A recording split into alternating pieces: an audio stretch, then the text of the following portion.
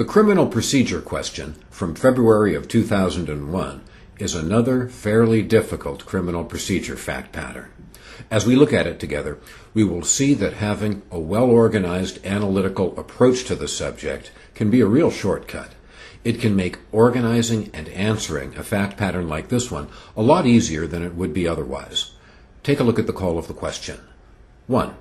Did the court err in admitting the handgun and stolen items seized from Deuce's car against Deuce and Cody? Discuss. Well, we know that exclusion under criminal procedure law typically comes from the Fourth, Fifth, or Sixth Amendments, and we know that we've got two defendants to analyze, Deuce and Cody, and we'll consider our constitutional law objections that are the basis of criminal procedure, the Fourth, Fifth, and Sixth Amendments. 2. Did the court err in admitting the police officer's testimony about Deuce's confession? Discuss. Well, this looks like a Fifth Amendment issue. We'll have to analyze the facts. 3. Did the court err in admitting the police officer's testimony about Cody's complete unredacted confession? Discuss. Another confession issue, probably another Fifth Amendment issue. But notice both defendants have confessed and both are seeking exclusion. So these calls give us what appears to be fairly narrow, straight questions. We ought to be able to answer them in a fair amount of depth and detail, particularly given that the fact pattern isn't fairly long. So let's go through and have a look at it together. In paragraph 1, we see Deuce and Cody arrested for armed robbery. Deuce was taken to the police station. She's interrogated without Miranda warnings. After 3 hours of questioning, a police officer asked Deuce if she would consent to a search of her automobile. She consents. The search reveals a handgun and items stolen from the robbery, which the officers seize. She's told what the officers found. She confesses to driving the getaway car in the robbery. Well, I don't like this confession, and I don't like either of these items of evidence. And I say that not merely because I am a defense lawyer. It looks to me as if Deuce is going to have a pretty good argument in favor of excluding the handgun and the stolen items. But when we consider Cody, Cody doesn't have standing to complain about violations of Deuce's rights. Move on. In paragraph 2, we see that Cody, who did not know that what Deuce had done as far as confessing goes, then confessed and named Deuce as the driver of the getaway car. So it doesn't appear as if Cody's confession is in any way tainted by any of the misconduct by law enforcement surrounding Deuce's confession. Paragraph 3. At their joint trial on the charge of robbery, Deuce moved to exclude her confession from evidence based solely on the failure of the police to give her Miranda warnings. Based only on that violation, the court granted the motion to exclude her confession, as they should have done. Paragraph 4. Deuce also moved to exclude from evidence the handgun and the stolen items seized from her automobile, claiming that she was not aware that she had a right to refuse consent to a search. Well, that line of reasoning, her lack of awareness about the right to say no, isn't that good an excuse to justify exclusion. But I look at this fact pattern as a whole, and I just don't like the evidence that was obtained as a result of 3 hours of interrogation without Miranda warnings. Next, the prosecutor conceded that the police had no authority to search absent consent, but asserted that Deuce's consent was obtained without coercion. The court found that the consent was voluntary. Now, let's just pause for a moment. I think many of you can already intuit, and probably a fair number of you have already reviewed my example answer. So you know I'm going to argue that the items seized as a result of this search ought to be excluded. But let me just pause for a moment and make one thing, as a former president used to say, perfectly clear. This is a fact pattern for which I'm not even sure there was a consensus correct answer. Many successful applicants concluded that all the decisions made by the court were correct, and many other successful answers agreed with me across the board. So here, I think it's safe to say that the examiners were not really looking for a conclusion.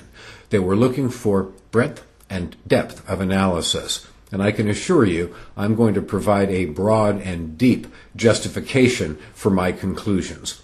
But I just want to say at this point, you don't need to agree with me really on any of these answers, but especially on an answer to a question like this one. This is a well-constructed fact pattern. It is testing facts that I think reasonable people could interpret in significantly different ways. So we're not too concerned about our conclusion. Obviously, we want to reach a conclusion and give the examiners a straight answer to the questions that they have presented. But beyond that, what we are most concerned about is being thorough and being analytical in our approach to considering these issues. Next, in paragraph 5, the handgun and the stolen items seized from Deuce's car were admitted into evidence at the joint trial of Deuce and Cody over objections by each defendant. Cody's confession, eliminating any reference to Deuce, was admitted against Cody. At trial, Deuce testified, denying that she drove the getaway car and that she knew the handgun or the stolen items were in the car. She testified that she had loaned the car to Cody on the day of the robbery. In rebuttal, the prosecutor called a police officer who testified, over objection by Deuce, to the contents of Deuce's confession and to the contents of Cody's complete, unredacted confession implicating Deuce as the driver of the getaway car. Assume in each instance all appropriate constitutional and evidentiary objections were made. Once again, even the examiners acknowledge that criminal procedure and evidence are really often part of the same big subject when we're dealing with issues of exclusion of evidence from a criminal trial. So, turn the page and have a look at my outline of issues. Here, you'll see that what I do is almost slavishly following the approach that I've presented for how to handle these topics. So, look at the organization of Call 1 with regard to the stolen items. With regard to Deuce, she will be making Fifth and Fourth Amendment arguments. Cody lacks standing. We reach a conclusion. With regard to the officer's testimony about Deuce's confession, we've got two possible objections arising out of criminal procedure law, the Fifth and Sixth Amendments, and we've got one evidentiary objection, hearsay. Next, we focus on Cody. Apparently, Deuce did not mention Cody, so we reach a conclusion.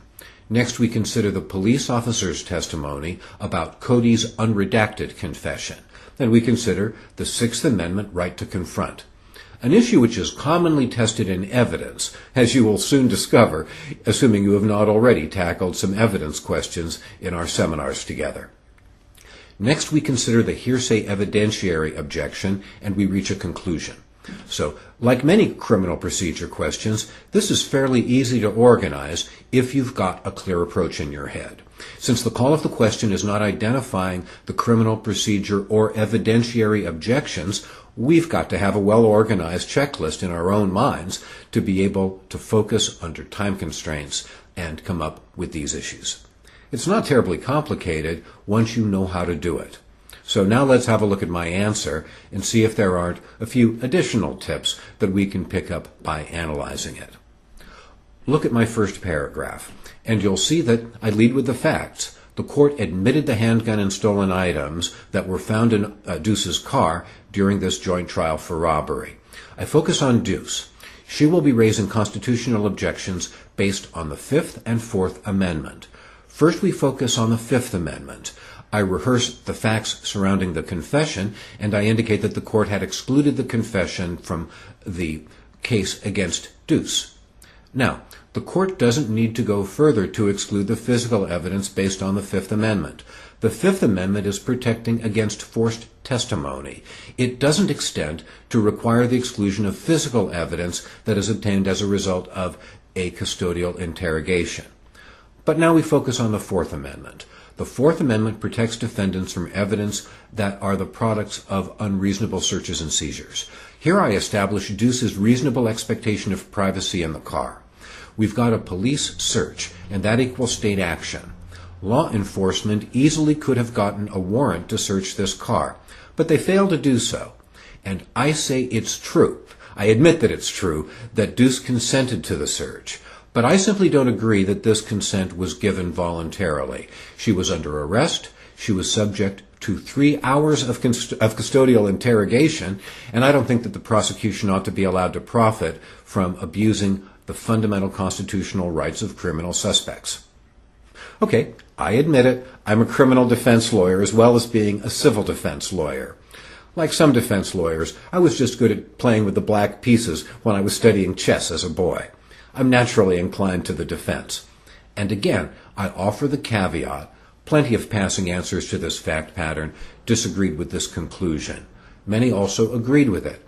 So I'm not trying to persuade you that I am correct. What I'm trying to do is give you an example of reasoned, thorough analysis done under time pressure. And I think you'll agree that these paragraphs satisfy that standard. So I conclude that the court should have excluded the handgun and the stolen items from the case against Deuce. With regard to Cody, Cody lacks standing to complain against constitutional violations against Deuce. So these items ought to be admitted against Cody. So I conclude that Deuce's consent was coerced. The court should not have allowed these items to be introduced against her. As to Cody, he lacks standing. The items come in. Next, we turn to the testimony about the confession of Deuce.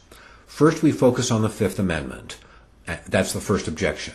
And at trial, we've got a situation where Deuce is testifying on her own behalf. She denied everything, and it is very settled law that otherwise inadmissible confessions are admissible to rebut and to impeach a defendant's testimony at trial. There are no facts that suggest the court was wrong in admitting the testimony in rebuttal to a defendant testifying on her own behalf. And this is the right black-letter law answer. I don't really think there's room for any subtlety or wiggle room. If you're a criminal defendant and you've had a confession excluded from the prosecution's case in chief, if you take the stand to testify, the prosecutor can bring that confession in to impeach, and we'll let the jury make their mind up. Next, we focus on the Sixth Amendment. Here, Deuce lacked counsel during her 3-hour interrogation, and she was never given her Miranda warnings about her right to counsel. And that's another good reason to kick out this confession from the prosecution's case in chief. But it isn't strong enough to keep it out of the prosecution's rebuttal evidence. Next, we turn to hearsay. Hearsay is, I define it, as an out-of-court statement being made in court to prove the truth of the matter asserted. And here, it seems apparent that Deuce's confession didn't refer to Cody. Cody lacks standing. Deuce is on the witness stand and is subject to cross-examination. The bottom line, I conclude the court did not err in admitting the police officer's testimony about Deuce's confession. Now we turn to Cody's unredacted confession. And here, in the prosecution's case in chief, Cody's confession is redacted to leave out the fact that Cody had already named Deuce as the getaway driver. When Deuce took the stand to deny her involvement, the prosecution was allowed to present Cody's unredacted confession. Here we focus on the Sixth Amendment right to confront. This confession is highly prejudicial to Deuce. Cody hasn't taken the witness stand, so Deuce can't confront and cross-examine him about the confession.